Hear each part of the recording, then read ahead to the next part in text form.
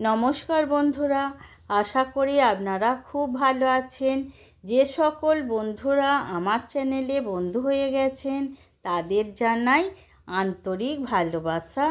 আর যে সকল বন্ধুরা আমার চ্যানেলে এখনও বন্ধু হননি তাদের উদ্দেশ্যে জানাই অনেক অনেক অনুরোধ।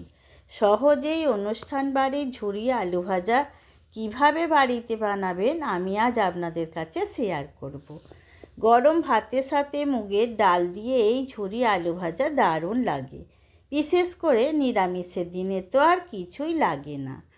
আপনারা ভাবেন খুব ঝামেলার একটা রান্না, তবে বিশেষ কিছু ঝামেলা নেই।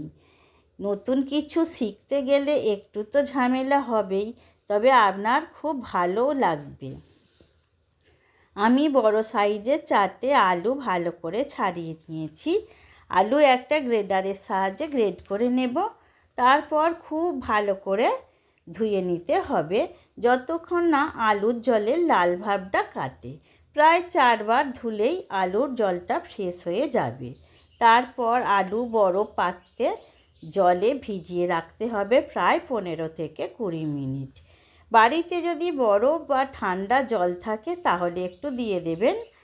তারপর 15 মিনিট কি 20 মিনিট পর আলুর জল চেপে চেপে বার করে দিয়ে একটা ছাঁকনিতে রাখতে হবে। হাতে সময় কম থাকলে আলুগুলো একটু থালায় কাপড়ের ওপর মেলে দিয়ে জলটা শুকিয়ে নিতে হবে, তাহলে ভাজার সময় আলু আর জড়িয়ে যাবে না। ভাজার সময় কিন্তু লবণ একদমই দেবেন না, তাহলে নরম হয়ে যাবে আর আলু বেশ মচমচে হয়ে ভাজা হবে না। কড়াতে বেশি করে তেল দিতে হবে। প্রথমে কিছুটা বাদাম ভেজে নিতে হবে, তারপর কারি পাতাও একটু ভেজে নিলাম। এরপর আলু অল্প অল্প করে নিয়ে ওপর থেকে হাত দিয়ে ছড়িয়ে ছড়িয়ে দিতে হবে।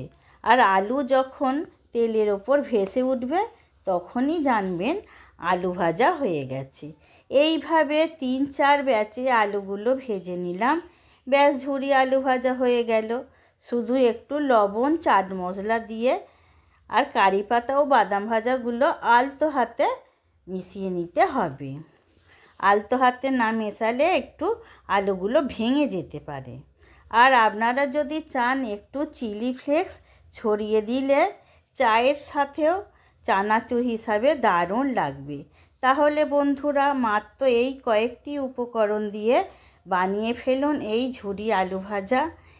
আবার ফিরে আসব পরের পর্বে নতুন কোনো রেসিপি নিয়ে।